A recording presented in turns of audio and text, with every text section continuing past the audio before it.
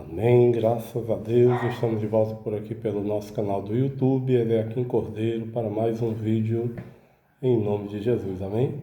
Estou falando aí sobre a história da Bíblia e agora vamos para o capítulo de número 2, amém? Lembrando que esse vídeo vai ficar aí na playlist A História da Bíblia por Eliakim Cordeiro. Capítulo 2, o cânone, a régua da fé e a formação do Antigo Testamento. A definição do cânone, o prumo da verdade. A palavra cânone tem uma origem simples, mas um significado profundo, derivado do termo grego cânon, que por sua vez remonta ao semítico cané, designando uma vara de medir, um junco ou uma régua. No contexto bíblico, o cânone não se refere apenas a uma lista de livros, mas ao padrão de medida pela qual a fé e a prática são avaliados. Como foi decidido que o livro de Gênesis era divinamente inspirado, enquanto outros relatos cosmogônicos da época eram meras mitologias, porque o livro de Esté, que nem sequer menciona o nome de Deus explicitamente, foi incluído enquanto o livro de Jazar, mencionado em Josué, capítulo 10, versículo 13, se perdeu nos corredores da história. O processo de canonização não foi um evento súbito, um decreto arbitrário de um concílio humano, mas um longo processo de reconhecimento orgânico e providencial pela comunidade de fé. O triângulo de autoridade, Torá, Nevim e Ketuvim.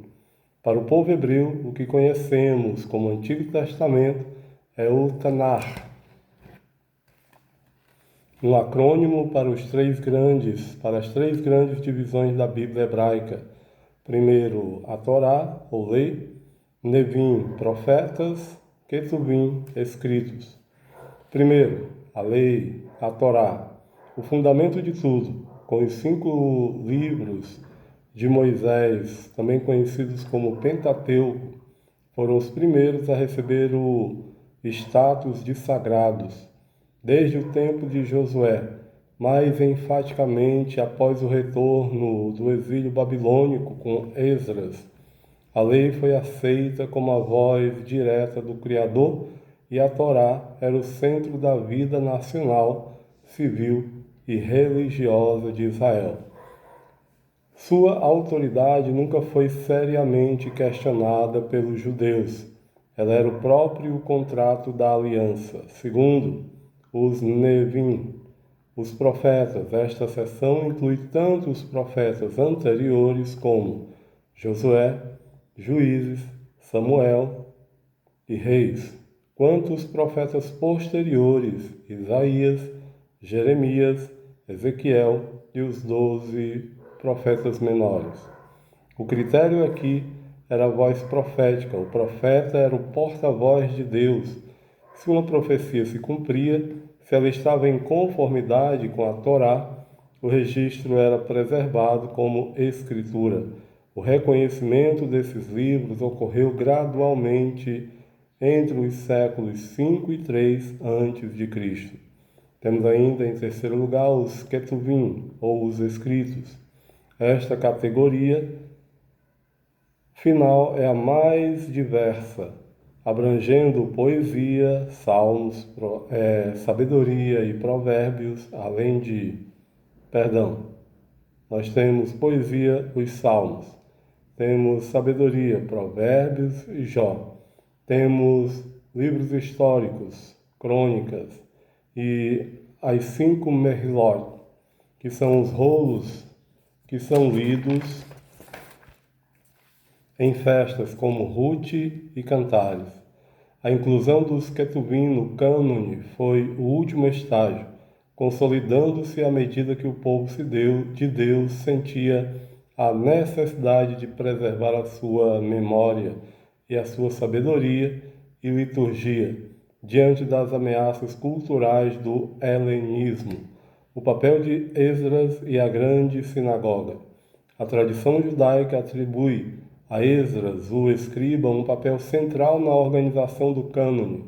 Após o retorno da Babilônia, Israel precisava de uma identidade sólida para não ser absorvido pelas nações vizinhas. Esdras, sob a guia divina, teria reunido os textos sagrados e estabelecido a leitura pública das Escrituras. Foi neste período que a figura do escriba tornou-se técnica e teológica, garantindo que as cópias fossem fiéis aos originais autógrafos. Este foi um momento de transição de uma religião baseada no templo e nos sacrifícios para uma religião baseada na palavra. Quando o templo foi destruído ou profanado, o cânone tornou-se o santuário portátil do povo judeu. Os critérios de canonicidade. Embora não houvesse um comitê formal com formulários de avaliação, o reconhecimento de um livro como sagrado seguia critérios intrínsecos que o Dr. Eliakim Cordeiro destaca como fundamentais. Temos, em primeiro lugar, a antiguidade. O livro deveria ter sido escrito dentro do período da revelação profética, geralmente considerado entre Moisés e Malaquias. Autoria profética ou liderança reconhecida. O autor deveria ser alguém reconhecido pela comunidade como tendo unção ou chamado divino, como, por exemplo, profetas, reis ungidos ou líderes como Moisés ou até mesmo Josué. Conformidade com a Torá. Nenhuma revelação nova poderia contradizer a lei fundamental entregue no Sinai. Uso e aceitação comunitária. Este talvez seja o critério mais prático. Se o texto era lido na sinagoga, se produzia transformação espiritual e se era citado como autoridade por outros profetas, ele era por natureza canônico. Poder intrínseco. O texto bíblico possui uma autoevidência, como diz a tradição teológica. As escrituras são autopistes, ou seja, têm a sua própria credibilidade. Continuando ainda, o Concílio de Jânia e Avne e o desafio do helenismo. Muitos historiadores apontam para o ano 90 d.C., após a destruição do Segundo Templo pelos romanos, como marco em Jânia. Líderes judeus discutiram a validade de certos livros, como, por exemplo, Eclesiastes e Cantares. No entanto, é importante notar que Jânia não inventou o cânone. Ela apenas ratificou o que já era aceito pela vasta maioria do povo há séculos. Eles estavam protegendo a herança judaica contra o surgimento de literaturas apócrifas e o crescimento do movimento cristão, que já começava a produzir os seus próprios textos. Temos aí ainda a Septuaginta, que temos que mencionar. A ponte para o mundo. Não se pode falar da história da Bíblia sem mencionar a Septuaginta no século III a.C., em Alexandria, no Egito. A Bíblia hebraica foi traduzida para o grego, segundo a tradição, por 70 ou 72 sábios. Realizaram essa tarefa.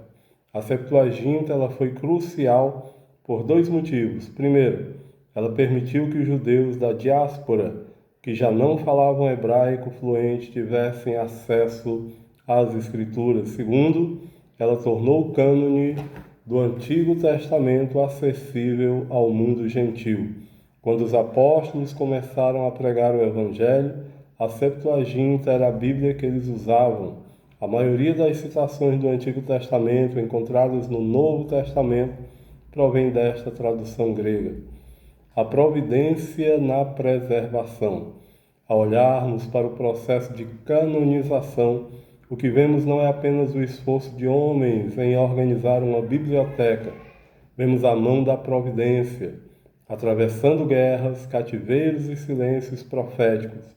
Os 39 livros do Antigo Testamento, conforme a contagem protestante, que segue o cânone hebraico, mantiveram uma unidade temática surpreendente.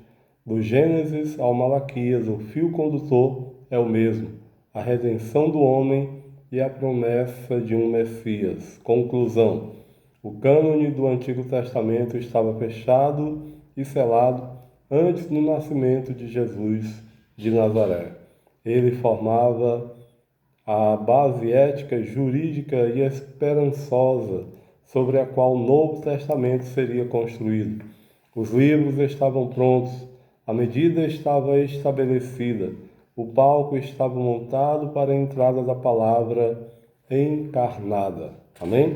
No próximo capítulo, exploraremos o período entre os testamentos e como o Novo Testamento foi compilado sob o fogo da perseguição e a luz da ressurreição. Amém? Que Deus abençoe a todos em nome de Jesus. São vídeos rápidos para nossa meditação e aprendizado na palavra do Senhor. Se você gostar do conteúdo desse vídeo, não se esqueça de curtir, comentar e compartilhar e também se inscrever no canal para me ajudar em nome de Jesus. Amém? Faltam somente 20 aí para nós chegarmos aos 600 seguidores.